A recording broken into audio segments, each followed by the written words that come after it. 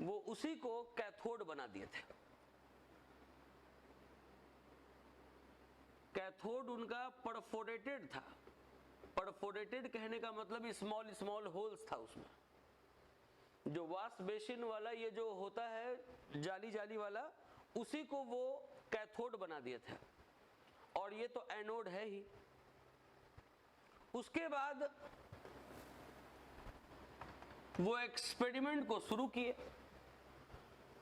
जब एक्सपेरिमेंट को शुरू किए तो जैसे यहां पर जो ग्लो दिखता है वो तो ग्लो इनको दिखा ही, जो जे थॉमसन साहब बताए थे, लेकिन इन परफोरेशंस के कारण इनको इधर भी ग्लो दिखा, इस तरफ भी, जो उस वक्त के लिए नया था।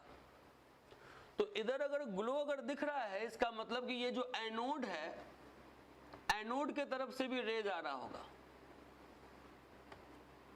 तो चूंकि ये रे एनोड के तरफ से अगर आ रहा है तो इसको एनोड रेज नाम दे दिया गया।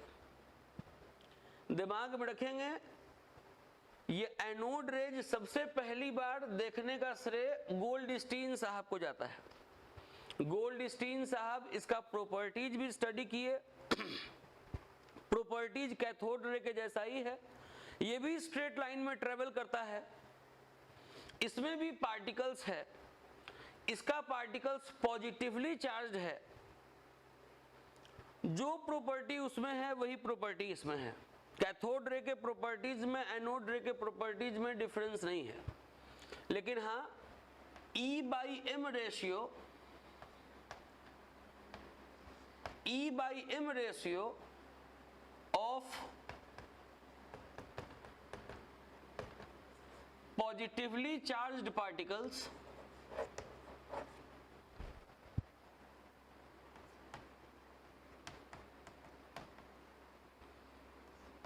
That is protons. ये दिमाग में रखिएगा कि इलेक्ट्रॉन का नाम इलेक्ट्रॉन कौन दिया था, तो स्टोनी। प्रोटॉन का नाम प्रोटॉन कौन दिया था, तो रदरफोर्ड। ये भी बहुत कम लोग जानते हैं, नेम्ड बाय रदरफोर्ड। और पॉजिटिव पार्टिकल होता है, एनोड रेज में पॉजिटिव पार्टिकल होता है, ये तो पता चल गया 1886 में, लेकिन उस पॉजिटिव पार्टिकल का नाम प्रोटॉन रदरफोर्ड के द्वारा दिया गया 1911 में। सोचिए डिस्कवरी कब हो जा रहा है और नाम कब मिल रहा है इसको। तो E/M ratio of positively charge particles protons, ये होता है 9 चौक नहीं चल रहा,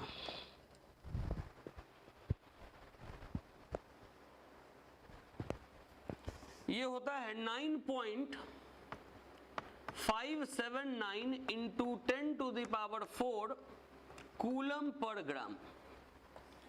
ये जो E/M रेशियो है, ये जो E/M रेशियो है प्रोटॉन्स का, ये कैलकुलेट हुआ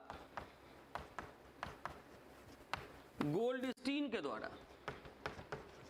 सारा श्रेय इसमें गोल्डस्टीन का ही है, केवल प्रोटॉन नाम कौन दिए, तो रदरफोर्ड साहब दिए 1911 में।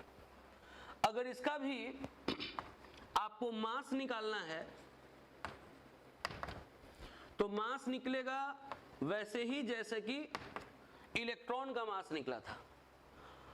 अब यहां पर प्रोटॉन का चार्ज 1.602 इंटू 10⁻⁻19 कूलम पॉजिटिव में। दिमाग में ये आता है कि ये इतना ही चार्ज क्यों लिया गया, क्योंकि एटम न्यूट्रल था। ये सबको पता था कि एटम न्यूट्रल है, लेकिन डिस्कवरी हो चुका था कि एटम में इलेक्ट्रॉन भी होता है जिसके ऊपर निगेटिव चार्ज होता है, और वो निगेटिव चार्ज कितना होता है तो मिल्कन साहब निकाल लिए थे ऑयल ड्रॉप एक्सपेरिमेंट से। तो गोल्डस्टीन साहब यही सोचे कि अगर एटम न्यूट्रल है तो उसमें केवल निगेटिव चार्ज पार्टिकल नहीं होता होगा, उसमें पॉजिटिव चार्ज पार्टिकल भी होता होगा।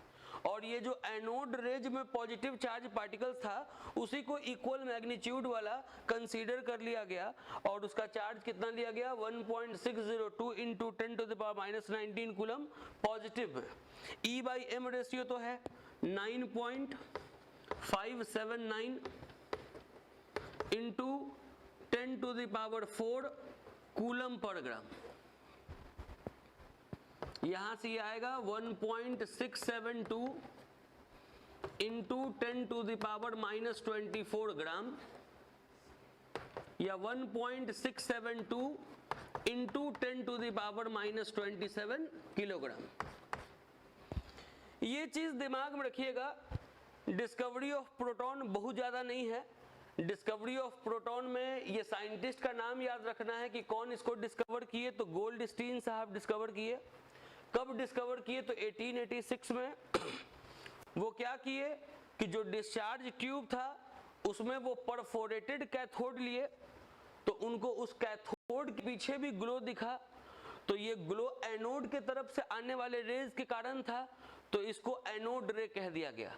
एनोड रे का जब प्रॉपर्टी स्टडी किए तो कैथोड रे के जैसा ही था, स्ट्रेट लाइन में ये ट्रेवल करता है, इसमें भी पार्टिकल्स है, पार्टिकल्स पॉजिटिवली चार्ज है, इसमें भी हीटिंग इफेक्ट है। और ये जो E/M रेशियो है वो E/M ratio 9.579 into 10⁴ coulomb per ग्राम है। ये सब बस केवल डेटा दिमाग में रखिएगा कि हाँ ये सब डेटा इतना इतना होता है। ऐसा नहीं है कि आपको एकदम रटना है, क्वेश्चन बनाते बनाते ये डेटा खुद ब खुद याद हो जाएगा। डेटा तो है, कुछ कुछ डेटा आपको धीरे धीरे आते रहेगा, ध्यान से देखिएगा, याद होते चला जाएगा। ठीक है, इसको नोट कर लीजिए। अब हम लोग पढ़ेंगे discovery of neutron.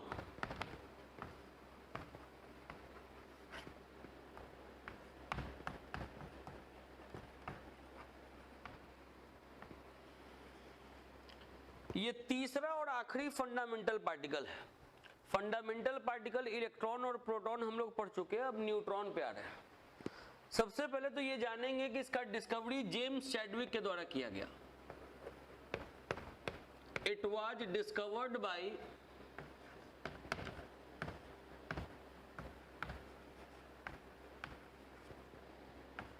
James Chadwick.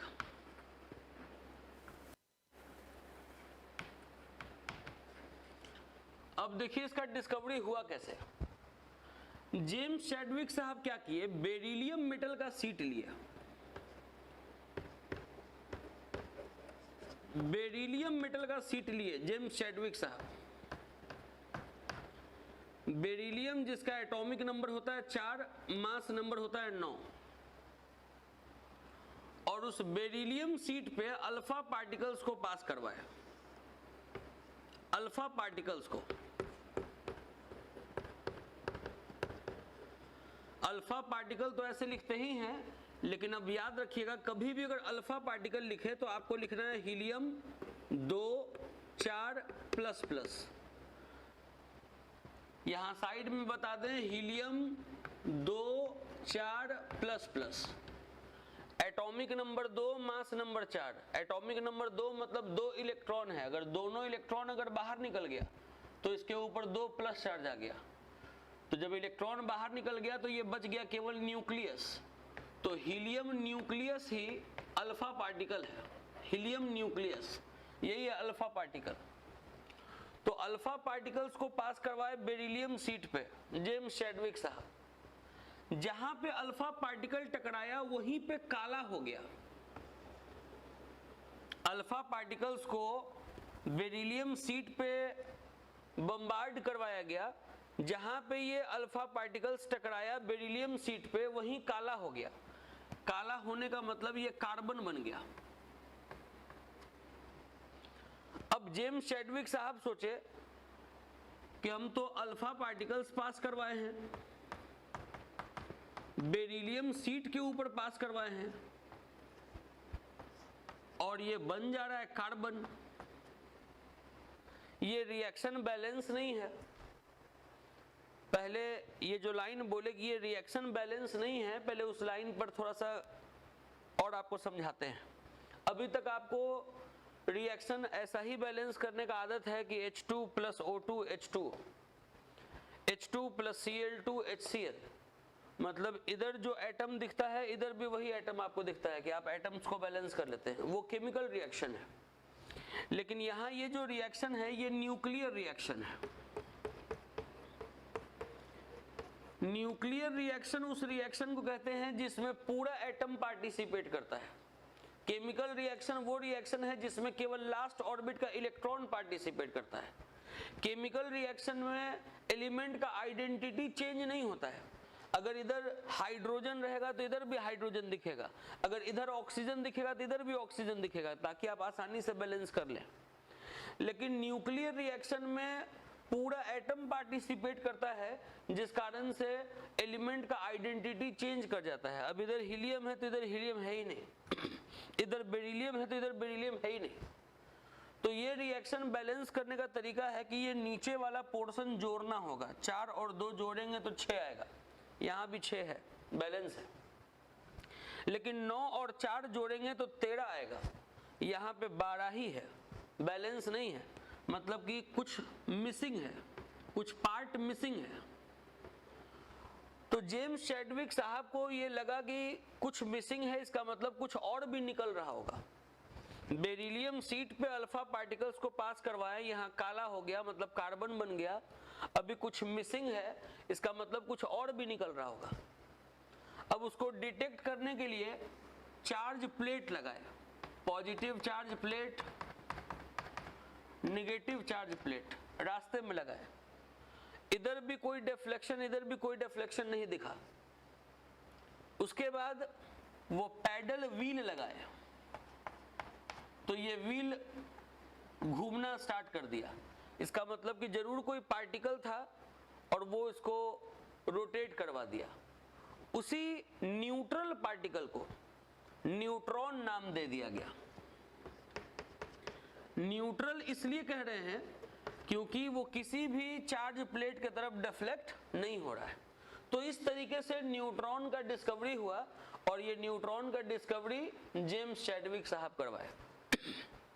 तो ये हम लोग जो 3 फंडामेंटल पार्टिकल है, इलेक्ट्रॉन, प्रोटॉन और न्यूट्रॉन, उसका हम लोग डिस्कवरी पढ़ लिए। अब हम लोग अगले क्लास में एटॉमिक मॉडल्स स्टार्ट करेंगे। तो ठीक है, आज के लिए इतना ही काफी है। अब अगले क्लास में हम लोग एटॉमिक मॉडल्स पढ़ते हैं।